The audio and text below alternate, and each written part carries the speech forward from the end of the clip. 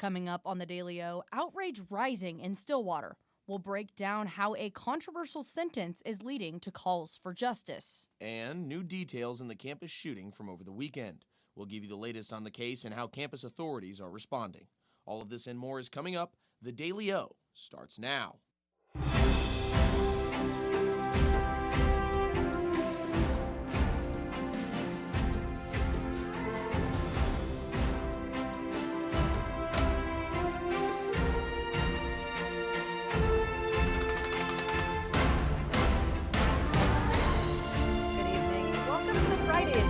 Of the Daily O. I'm Kendall May Stark. And I'm Tyler Tripodi. We're glad you're with us. Outrage is growing in Stillwater after an 18-year-old man accused of multiple sexual assaults avoids prison time. Jesse Mack Butler pleaded no contest to several counts of rape, sexual battery, and domestic assault. He faced more than 70 years in prison, but a judge instead sentenced him to rehabilitation, community service, and counseling. The decision has sparked fury from victims' families and lawmakers, including Representative J.J. Humphrey, who called the sentence sketchy and demanded an investigation. Butler's family has ties to Oklahoma State University, and some critics say his connections may have influenced the outcome. The district attorney's office defends the agreement, saying Butler will face 10 years in prison if he fails his rehabilitation plan.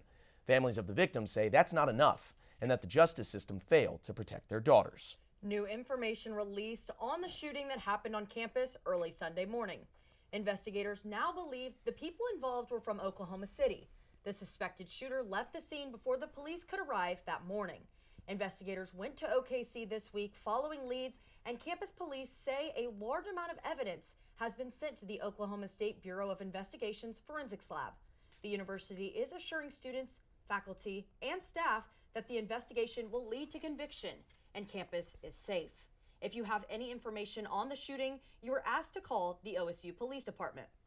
2 OSU students are hurt following a flood inside one residential hall. University officials say a hot water line failed in Allen Hall, causing a flood and fire alarms to go off. OSU PD says the students suffered minor injuries while evacuating the building. Now, the hot water line that caused the flood has been fixed. Teams are working to remove the water and begin the drying process. Officials say the incident started right after a planned water outage and repair earlier in the day. Authorities are working to find out what went wrong after an Oklahoma National Guard aircraft crashed into a field in southeast Oklahoma City. It happened yesterday afternoon near South Sooner Road. The Oklahoma Military Department says 2 crew members, 1 contractor and U.S. Air Force active duty member, were on board. Thankfully, no one was injured in the crash. Officials say the aircraft was doing a training mission and the investigation is still ongoing. An Oklahoma woman is facing a felony charge for voting twice in the 2024 general election. According to the Oklahoma State Election Board, 31-year-old Victoria Dill voted in person in Oklahoma County while submitting an absentee ballot in Payne County. The ballot included races for both president and vice president, state corporation commissioner, and several state questions. If convicted, she faces a maximum of 5 years in prison and a fine of up to $50,000. It's a calm weekend here in Stillwater with game day down in Lubbock, so let's check with Aaron Stetson to take a look at what we can do to fill our weekend. Aaron? Thanks, Kendall. Another week is gone, and it's time to go out and have some fun. Here's what's going on. Starting tonight, Oklahoma State Cowboy Hockey hosts the New Mexico Lobos for a 2-game series at the Wee Street Ice Center. Tonight at 7 and tomorrow afternoon at 3. Make sure to wear pink to that one.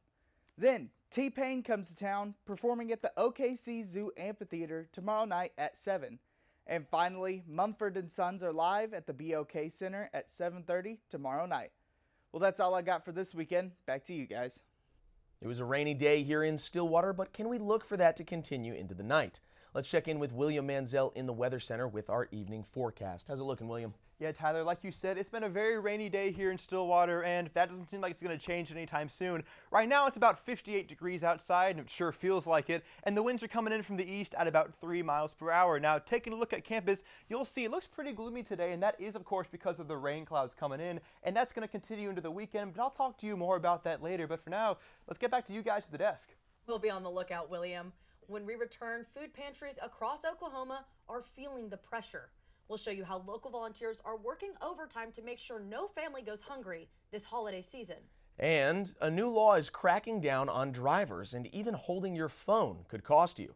We have the details for when it takes effect. The Daily O returns right after this. Got a computer issue? Meet AB Computers, Stillwater's trusted experts in computer repairs. We understand how important your devices are to you. That's why we offer fast turnaround times, so you're never disconnected for long. Hello, my name is Roger Smith. I'm the owner of AB Computers here in Stillwater. I offer excellent services for repairs, upgrades, custom build of systems. I do Mac and PC repair. I've got best prices on pretty much everything you can look for. We service all types of computers, from PCs and gaming rigs to tablets and everything in between. Whatever your tech needs, AB Computers is your one-stop solution. Whether it's a locked screen, a sluggish system, or any other tech trouble, AB Computers has you covered. Visit us at 211 North Perkins Road, Suite number 10, right next to Walmart. Our new location offers easy access and plenty of parking, making it more convenient than ever to get the expert help you need. Ace in the Bowl Salsa started many, many years ago. I was trying to find a recipe to take to a family gathering, and so I started messing around with different recipes, and I took a little bit from here and a little bit from there, and I came up with a salsa that is truly unique. Ace in the Bowl Salsa is an olive oil-based salsa with tomatoes, green chilies, green onions, and black olives. There's no sugar added, it's gluten-free, low calorie, low carb, low fat, low sodium. So it's a very, very, very good alternative to any snack you may want. As of right now, I'm just looking to be in Oklahoma and having a successful business within the state. If my grandkids could ever take it over when they're old enough, that would be my dream.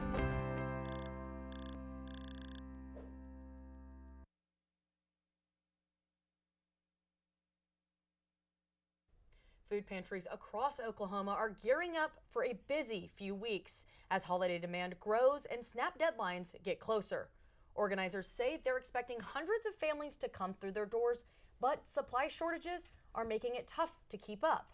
The Regional Food Bank of Oklahoma says donations are down while the cost of food is climbing. Volunteers are asking for help, saying even a few extra cans of soup or boxes of pasta can go a long way. They're hoping the community steps up to make sure no family goes without this holiday season. Soon it will be illegal for Oklahoma drivers to hold a cell phone while driving through active school or construction zones. Starting in November, the new law aims to reduce distracted driving in high-risk areas. Under the law, drivers are prohibited from even holding a cell phone for any purpose. Violators can be fined up to $100, but offenses will not add points to a driver's record. The law permits hands-free or voice-operated phone use and makes exceptions for emergency calls to 911 or other crisis services. Well, it looks like those storms are going to continue overnight, but let's check back in with William to see what we should look out for going into the weekend. William? Yeah, guys, it is going to be a rainy and stormy weekend here in Stillwater. Now, looking at tonight, we're going to be right in the storm as it's coming up through Oklahoma, and we're going to get quite a bit of rain going into tomorrow. Now, let's look at tomorrow into Sunday. We're going to see those storms are going to continue. They're going to go a bit up and kind of start moving away from us, but we are not going to be out of the zone of rain just yet. We may not be getting as many storms, but we still are going to be having a pretty wet Saturday. Now, as we go on to Sunday into Monday, we're going to see those storms are going to finally start dispersing. We're going to have a little bit late into the night as we get into Monday, but on Monday we should be looking pretty clear overall. Now, some things I think you should be looking out for this week. Once again, we're going to have those weekend storms, like I said before. The temperatures are going to drop, and that's going to stay consistent throughout the next week. We're going to be looking at high 60s maybe at the highest, and we're going to have some cloud coverage going on as well. But I'll have more about that for you on our 7-day forecast. For now, let's get back to the desk. All right, William. We'll keep an eye on those storms. When we return, trade talks are off the table for one U.S. neighbor. We'll tell you what sparked the decision. And President Trump heads to Asia this week. We'll break down what's at stake. The Daily O returns right after this. We would design something, it was set on the counter, and people was either, if enough of them said, you know, this isn't it, it never made to the line. Dad was excited that they're all original. They were all designed on Mom's kitchen table, and it gets in your blood after a while. We're very happy that Pamela and Michael have taken over the business and kept the family going. We took the business over in 2017. When we found that it was available, we wanted to keep the legacy of family alive, but it was also incredible products that deserved to be a part of Made in Oklahoma's story. We were a part of Made in Oklahoma years ago, and so it kind of grew as Made in Oklahoma grew. Oklahoma is ingrained into everything that we did. We've been here most of our life. That's what we entailed our whole business on, was the Oklahoma homegrown feeling. Deep Fork Foods started in 2014. We started off with our nut products, and now we produce everything from jarred products to cookie mixes and pancake mixes and dried products for people, as well as our spice blends. Now we produce over 168 different products for ourselves and about 20 to 30 other companies in Oklahoma. I'm Cindy Stewart. I'm one of the owners of Deep Fork Foods. We've gone from just making our own stuff and doing just small things to being able to co-pack and work with other companies and individuals within Oklahoma and across the United States as well. I'm just really thankful for the journey that we've had so far and really look forward to the future where we're taking Deep Fork Foods and being able to provide more value for Oklahoma and its economy, as well as all the people within the state. I love the opportunities that being in a food business provides. I absolutely love sharing food and good stories with people, so this just gives us another connection. And I can't wait to see where this path takes us with it.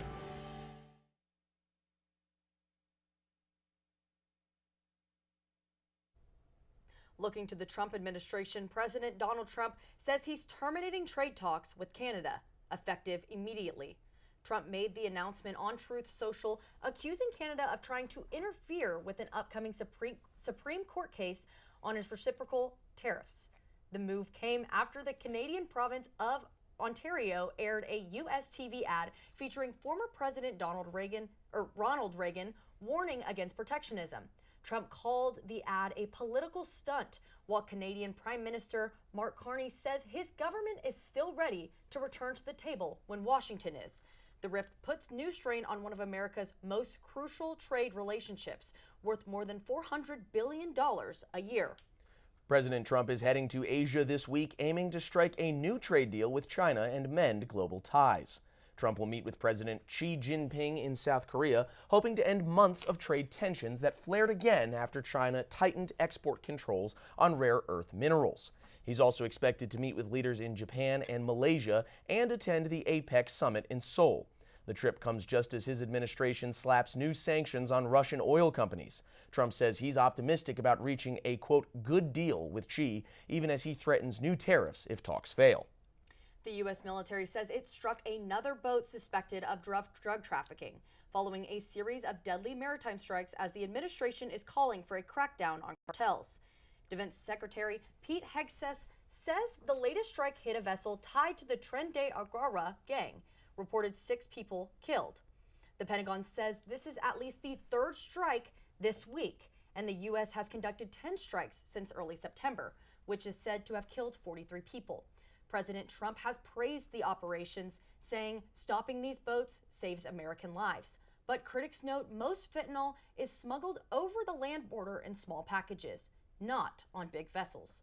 Hegseth has directed an aircraft carrier strike group to move to the Caribbean. Staying in Washington, the demolition of a historic building continues. Lizzie Hoisington has the details in our political pulse. Lizzie? Yes, guys. The West Wing of the White House is officially gone, now demolished to make way for President Trump's new ballroom project. White House officials say crews have finished tearing down the structure, along with most of the East Terrace. This included the White House movie theater. The president says starting from scratch was the right call after consulting with top architects, and promised the new space will be the finest ballroom ever built. The project's price tag has jumped to about $3 million, all funded by private donors, including Trump himself. Press Secretary Caroline Leavitt says the demolition follows legal guidance and that historical pieces from the East Wing have been safely stored. Well, that's all for your political pulse. Back to you guys at the desk. Athletic Director Chad Weiberg seems to be sticking around for a while. Zach Berger has the details on the deal right after this.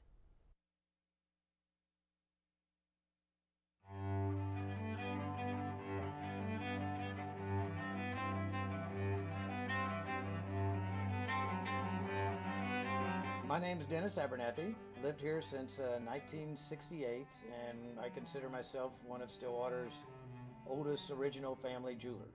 Here at Dennis the Jeweler, we're more about personal service. My father always told me that anybody can sell the jewelry, and what we're doing is completely different, learning to do the repair work. That is one thing that will keep your business alive, because anybody can sell it, but not anybody can fix it.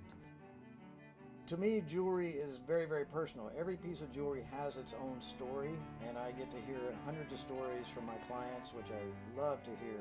There's always a story with it. I mean, you buy a piece of jewelry for a show of appreciation, a sign of love. There are a lot of different aspects for jewelry when you purchase it. My wife lived east of here, about 35, 40 miles, something like that, over at Lamont. I was dating her from over at Alba when we were going to college. I knew about the well then. It was a great well. It was great water. I'd stop there, stick my head under it, wake up, drive on home, that kind of thing. And people talked about bottling this water. And so that's why I started thinking about doing that. And so in 2003, the property come up for sale. And so we started working on that, had the opportunity to buy it. The hopes are when folks drink our water is that they'll drink it for a few days and find out the difference. They'll start feeling better because there's been no chemical in our water. There's a list of good things that we have. We don't have any bad things in it. This company means a lot to me because I guess we started it from scratch. And to be able to have it where it's at today, I don't see this as the end at all. I see the future of Divine Water as being worldwide, which will bring outside dollars into the state. It means a lot to me because I started it, I guess, and our family started it.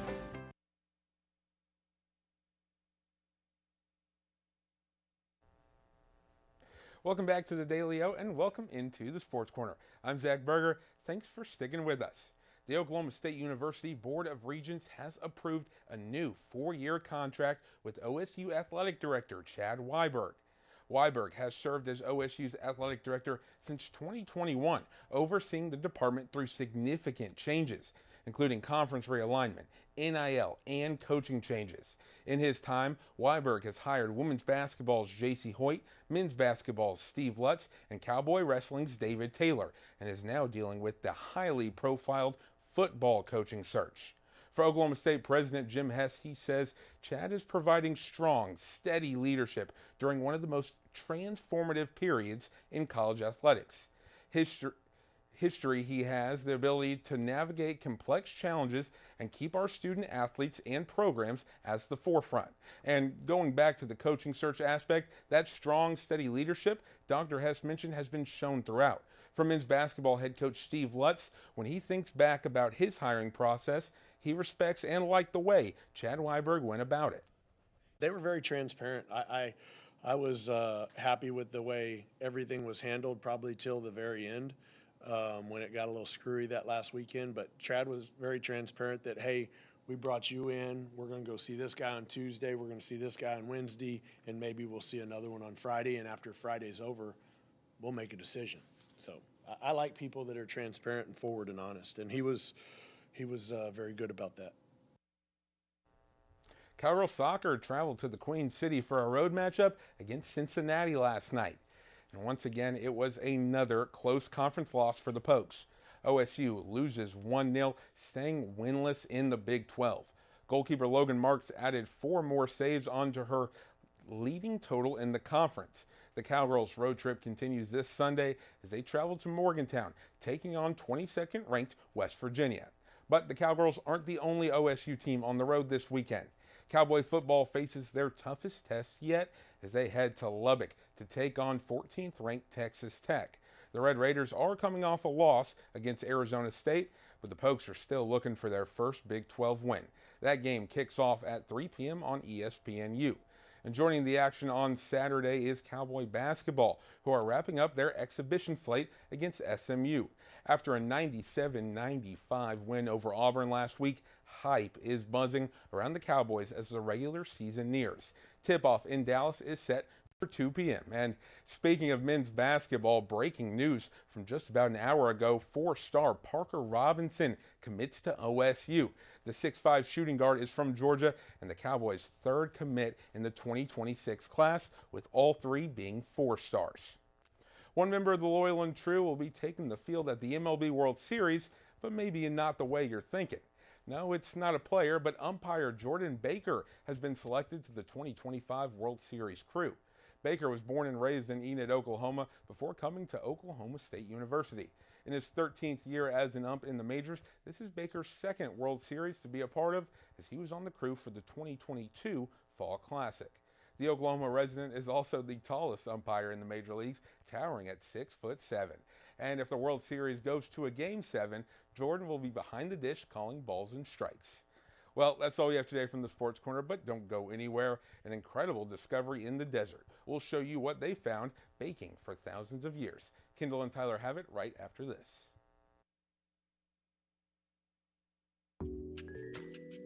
I'm Travis Taylor. I'm the general manager for the Hotel Indigo Tulsa Downtown. I have a real good understanding of the food scene in Tulsa, and I've loved to see the way it's evolved over the years, and I'm glad to be part of it. My name's Kevin Kyle. I'm the executive chef. I started here, the idea was to do something local. Everything that we try to do has Oklahoma products. Tulsa is a big oil boom when we were the oil capital in the early 1900s. How Route 66 put Tulsa on the map. And the menu around that was, well, what would an oil worker take out in their lunchbox? That's how Prospect kind of came from. We never get crazy busy, so we can do a lot of different things with food. And we can do things like wine dinners and have local dinners. We have a private dining room that people can come. I think being at the heart of the old Route 66 has kind of weighed into us getting a lot of different things brought in from different areas of the United States. When I taste something on our menu for the first time, the first thing I go is, that's Tulsa. My name's Kayla.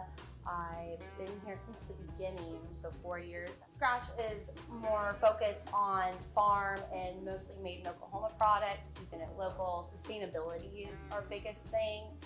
That's one of the reasons why this place opened. I've been the chef here at Scratch for 2.5 years. Started here as a line cook. Our food and drinks are a bit separate entities almost inside the restaurant. So the food is now up to 85% of the products we bring in are raised or grown locally. It's all based off of things that I grew up eating in southern Oklahoma, things my grandparents ate. Fresh food, clean food, organic food, sustainability, that's all of our thing. From front of house to back of house, we're able to maintain both with freshness. But made in Oklahoma means we get it straight from the farms that are 20, 30 minutes, another little county away. We get it straight from them.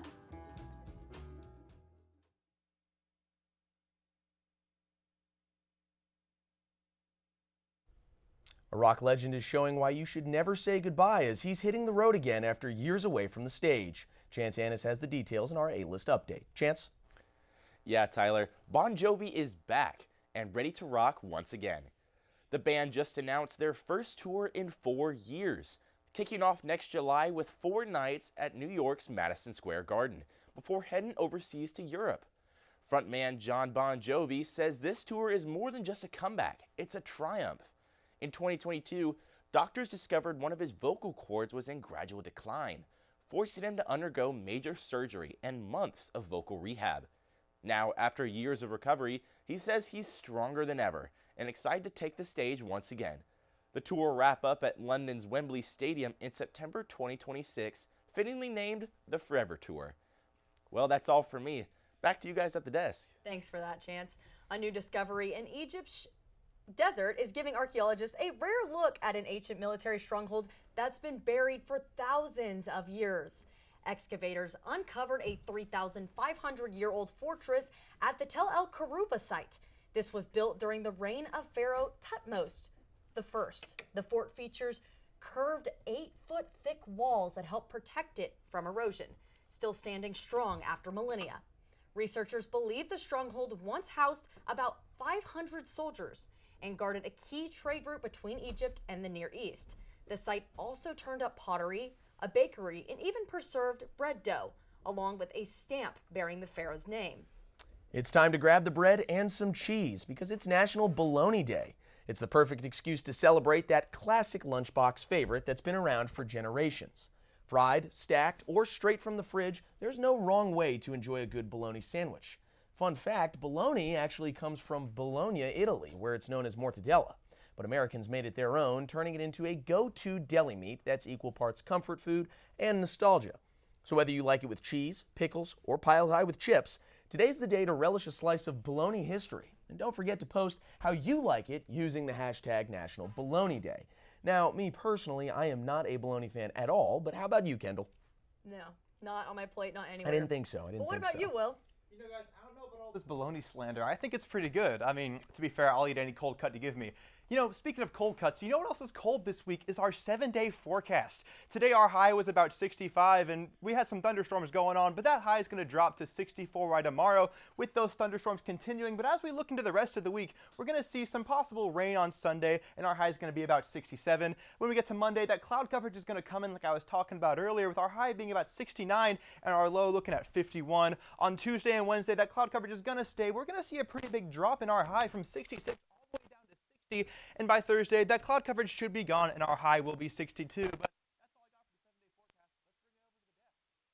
Excited as I am for fall temperatures, you know, you made a comment there that's got me intrigued. You said you'd eat any cold cut that we'd give you. So I'm curious, what is your favorite cold cut? Oh, you know, I gotta go with turkey. I put turkey on any sandwich I make, you know. You know what, turkey's a great chance. Well, Will's a smart man. I, of course, have to go with turkey as well, but pepperoni is a close second.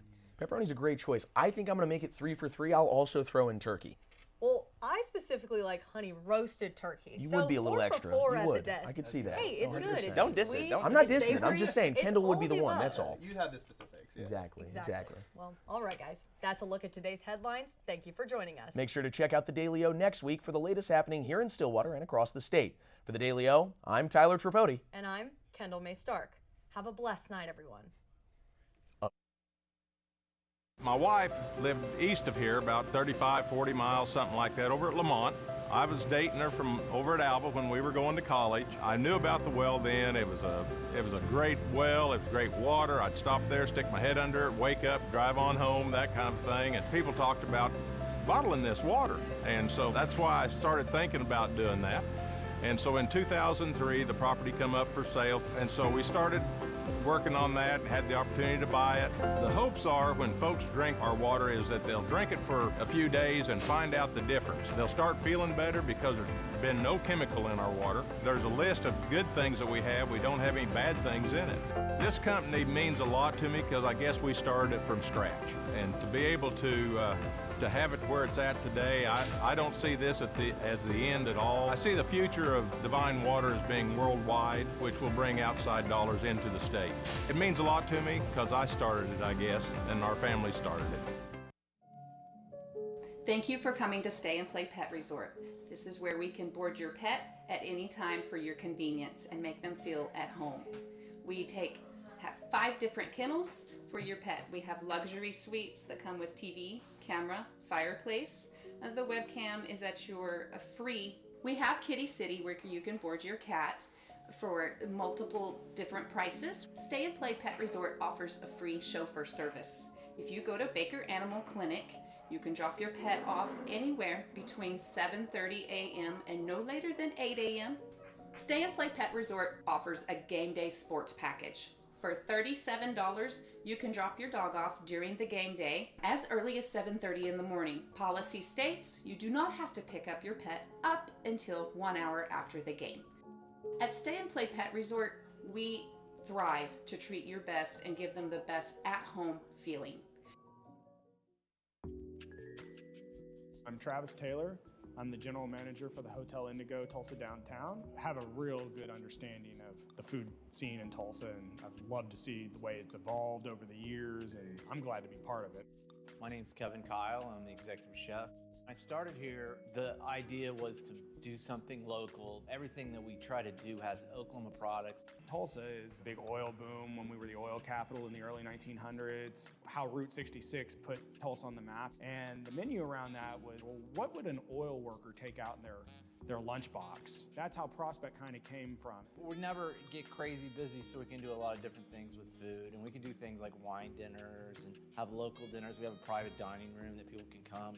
I think being at the heart of the old Route 66 has kind of weighed into us getting a lot of different things brought in from different areas of the United States. When I taste something on our menu for the first time, the first thing I go is, that's Tulsa.